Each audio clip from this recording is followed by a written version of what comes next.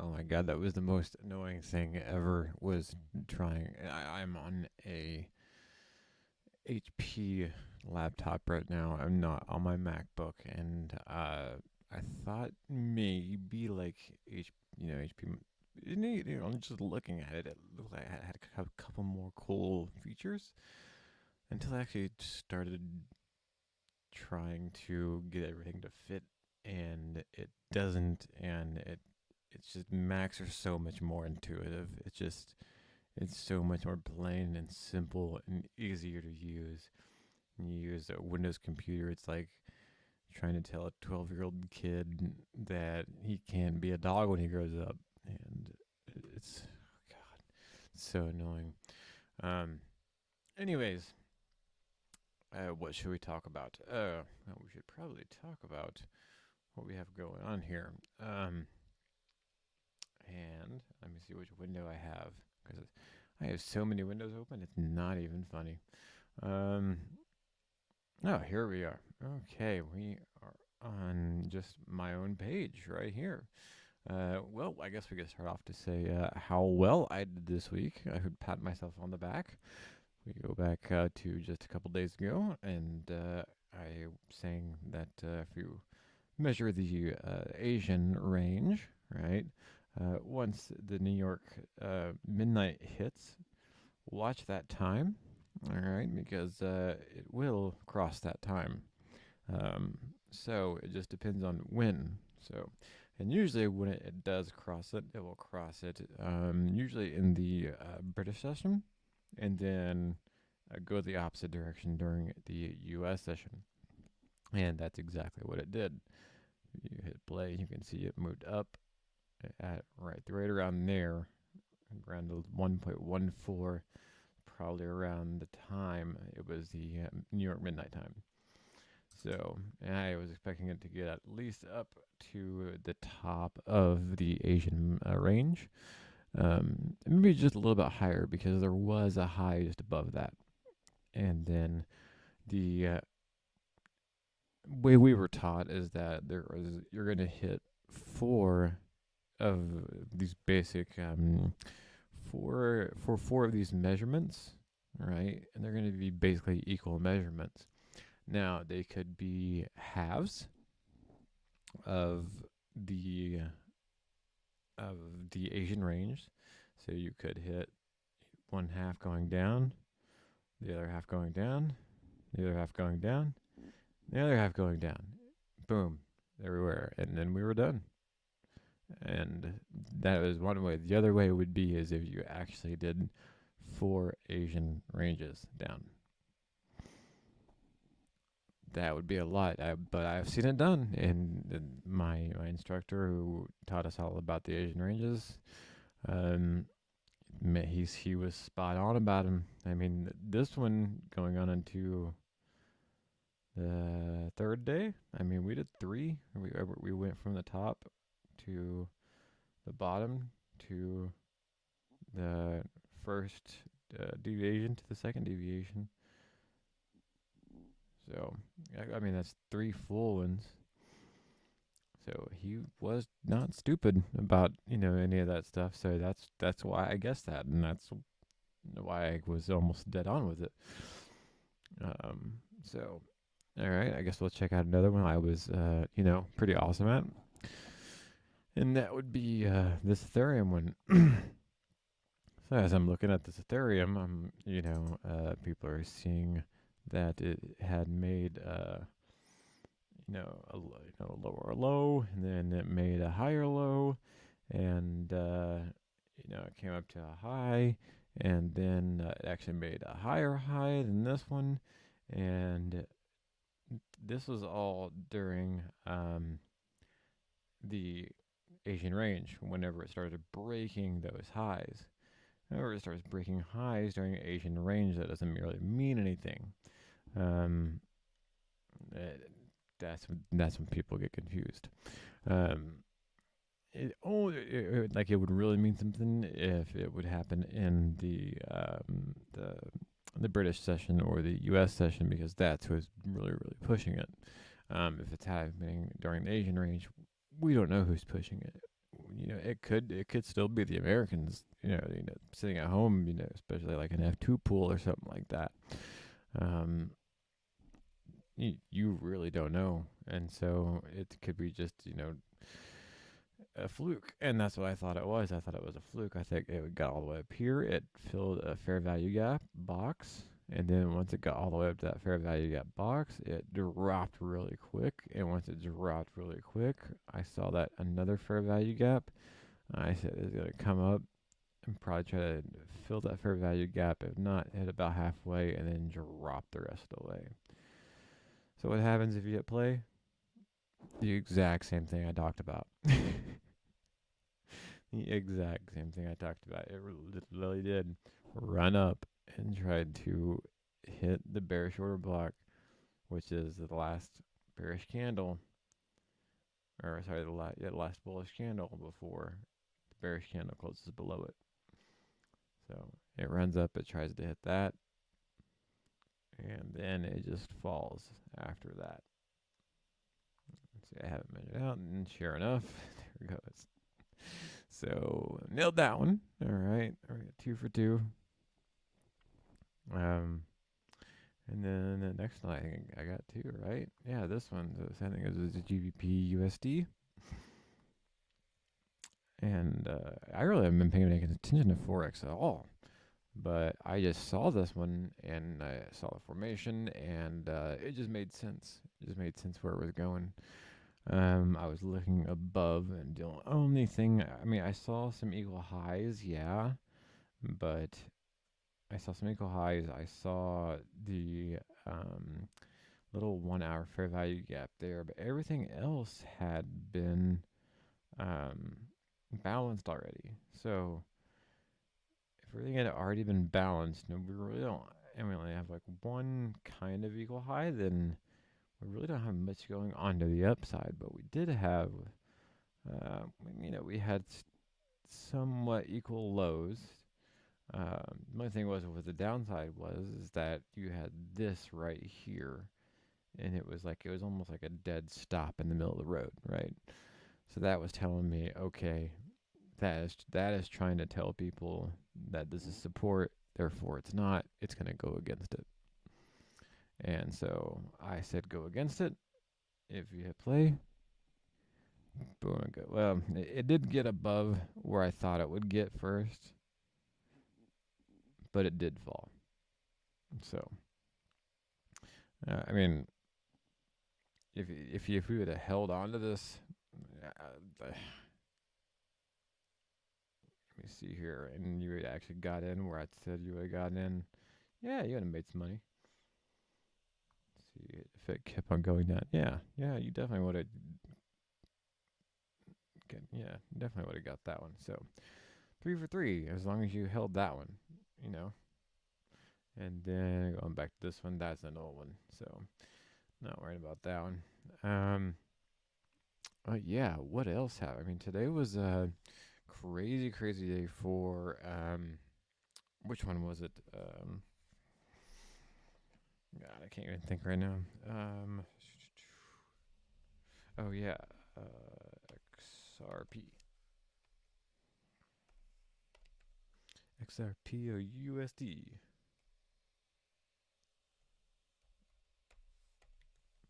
I'm gonna go to KuCoin actually.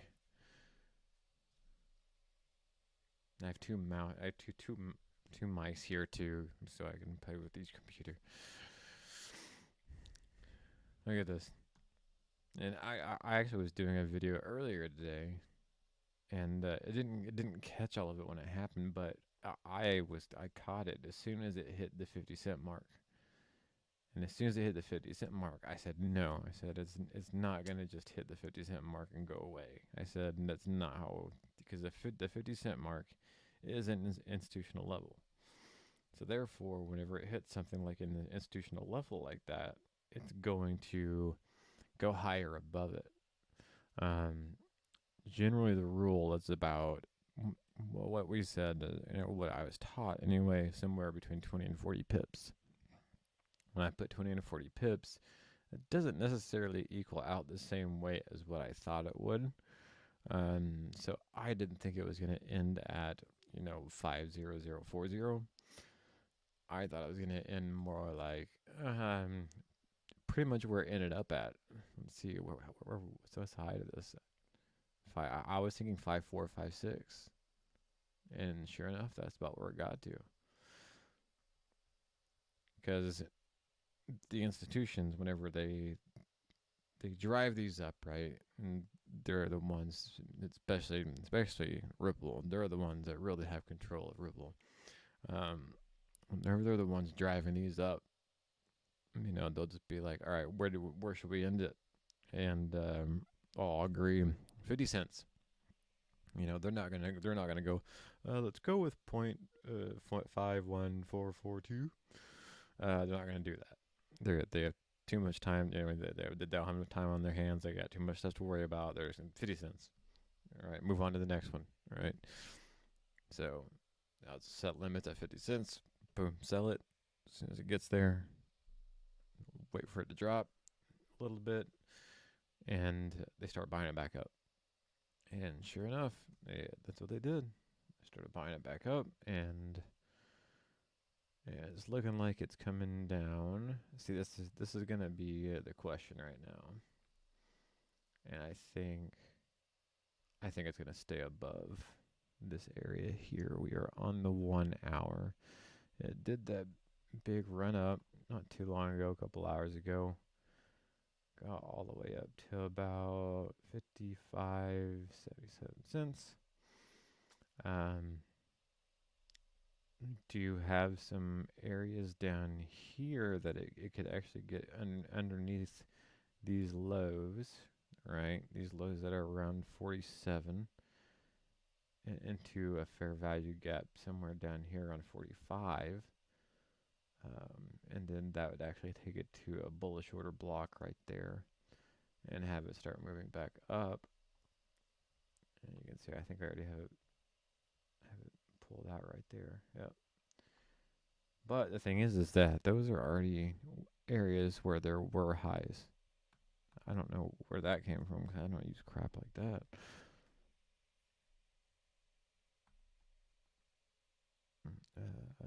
Remove. There we go. So what I'm thinking is that it's most likely. Oh, I don't know. It might. It might just hit the bottom of this and then buy from the bottom onto the top. Let's see what I got for buying power for that. No, I got a lot. Okay. I think that's where we're headed. Actually, let me go ahead and click on this and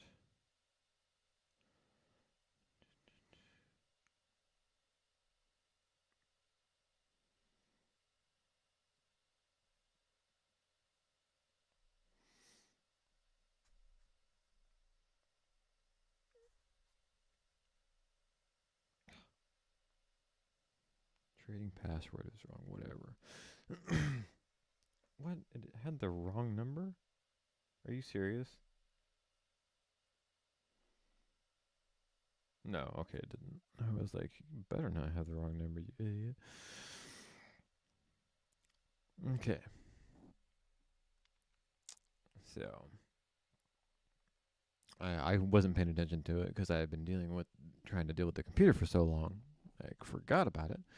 And I had it on a long, and by now, it was not longing that much. Let's just say that I wouldn't have taken. Well, I did just short it, and I only maybe got a little bit of a return on that because I wasn't paying attention. But that's okay. That's okay. Ripple is the beast right now. Of all things, who would have thought Ripple would have been the beast after the ETH merge, and it being basically left alone for so long because of the whole SEC lawsuit that people kind of forgot about it. I feel like, and now after the ETH merge, um, it left Ethereum miners high and dry and wondering what to mine now. And I don't think they have an idea. I mean, I don't, honestly, I think they do. I don't think they're liking it. But let's see if we duplicate a window here. And what I did to find out what the miners are mining, if you go to minerstat.com, yes, minerstat. Sounds like it's going to be a bunch of miner stats, but no, it's actually a software program for miners. And what you can do is you can go to hardware, and it gives you a list of all the top-notch GPUs, and I mean top-notch GPUs. And listen, by AMD, NVIDIA, and ASIC. All right. So if you were to go to the top-notch NVIDIA Titan XP, and we go with the top 20 coins, we can see what these guys are mining, calculate, and how much they're making. Here we go. What we got? Silica. And they're making less than 47 cents a day. Well, that's with cost factored in. Otherwise, they're making 14 cents a day.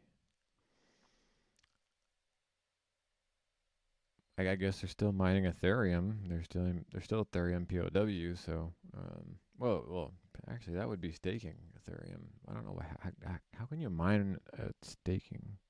I don't know, but there is also a website called what is it called? Something like you can't mine this or unmineable.com. That's what it is. And that's a bunch of stuff you like I don't know, just things you can't mine, things that are stakeable, and that's it. I'm like, I don't know, how do you mine this? But evidently they are, and these people have found a way around to do just about anything. But anyways, looking at this list again, we got Silica, Ethereum Classic, the non-mineable Ethereum, Metaverse ETP, Cork Chain, Ethereum Fair. What is that? Conflux Network, KASK Heavy Hash. That must be a new one. I'll have to look that up. Mona, Verge, and I knew those two were kind of coming out. Bitcoin Gold, Digibuy, Monero, of course. Thano, Cero, Ravencoin, Haven Protocol, Cortex. Wow, the two that I thought were gonna be in here were not. But I think that those ones that are in the AMD ones. So if we go to the AMD and we do the same thing, we do the top 20 coins and we calculate, see what kind of difference we get. You got Sumo Coin, and then Silica, Ethereum Classic, Ethereum POW, Metaverse ETP, Cork Chain, Grin, that was not on the other one, Ethereum Fair, Cero, Ergo and Flux. Those are the two that I am watching. Those are the two that I think are most likely going to be the next mineable coins that people are going to like mining, and that will give them probably a decent profit. Well, for one, Flux's app is awesome. If you ever use Flux's app, it's almost like Web3 meets Web3. Like you can have if you can get your APIs from like KuCoin to work with the API from Binance, and you can basically like cross-platform trade. So it's actually pretty cool. Ergo, I really don't know much. I was looking it up the other night. I really don't know much about it. I think they're both kind of about the same price. I think Ergo is a little bit more. except for it fell really, really hard the other day. So if we are going to check both of those out, that I think are going to be the two new money makers for people that hold. Oh, this is definitely not it. Because you gotta think, I mean, everybody was making money off Ethereum for the longest time, and you just kind of gave them a big rug pull, and you said, well, you can't mine that anymore. And they're going, well, that was my income. And then they go, well, the U.S. government wants it now, so looks like they get to have it.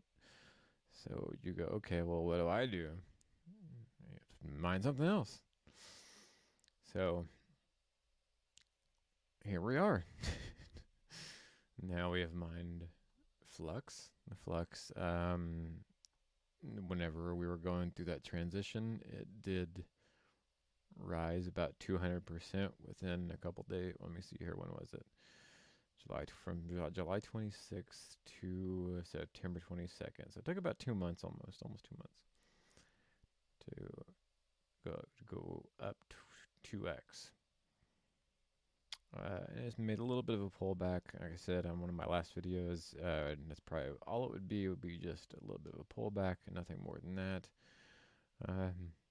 And it's hitting exactly where I thought it would hit, just right. I don't know. We got equal lows. It might go a little bit lower and into this area of consolidation there. Or it could drive just a little bit lower and get into here to where we have kind of like a fair value gap. I think that fair value gap is found on the 4 hour. Yes, it is. Let me down in here. All right. So, but if you're going to be using the Fibonacci like you should, be over here. All right. And then pulling back down to about the 88.6. It's about exactly where it should be. But you can also pull it down to, it'd be the last low. So this guy right here. And now it is just below the 61.8. So either way, it's right at that perfect time to buy. So it may not get below and down in here like I thought it would.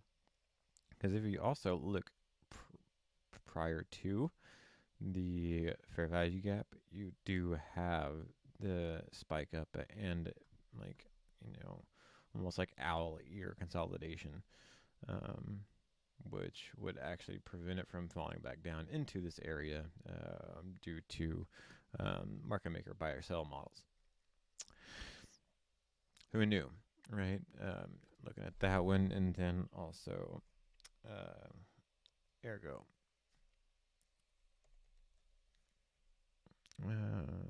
And KuCoin, why not? Here was my, and oh man, I almost got there. Almost. I was thinking it was going to hit the fair value gap here,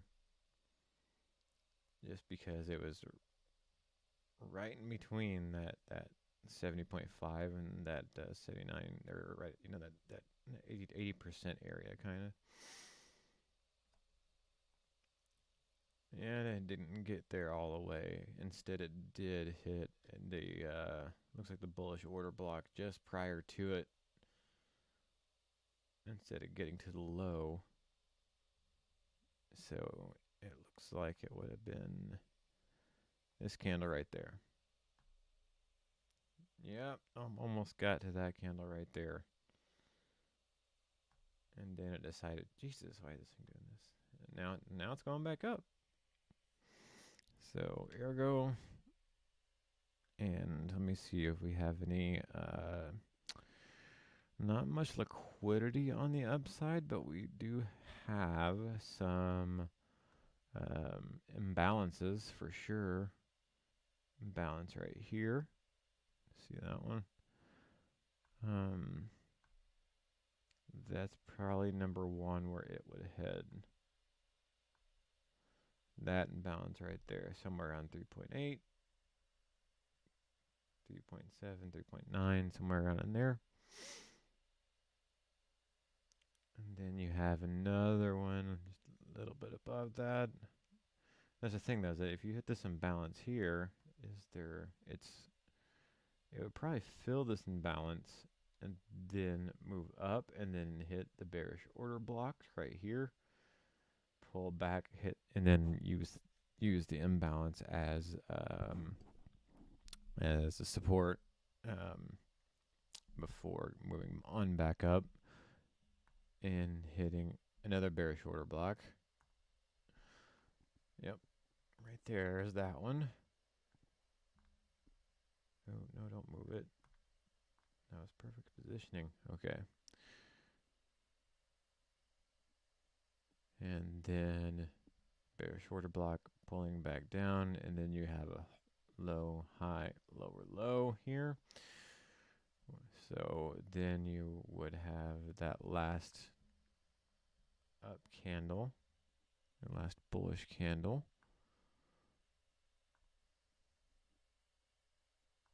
Right there. Also act as your support as it's moving up.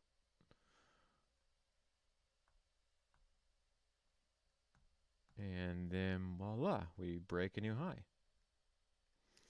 So that is the possibility of what could be happening with Ergo. We could be seeing it rise by another 200% in the next day or next week or so. So who knows? We'll see. Anyways, that is enough for me, ladies and gentlemen, because man, I am tired now from doing all of this stuff and dealing with this computer. And as you can see, I look weird on this thing right now. So I'm just going to go ahead and say goodnight. Thank you all, and keep your pants on.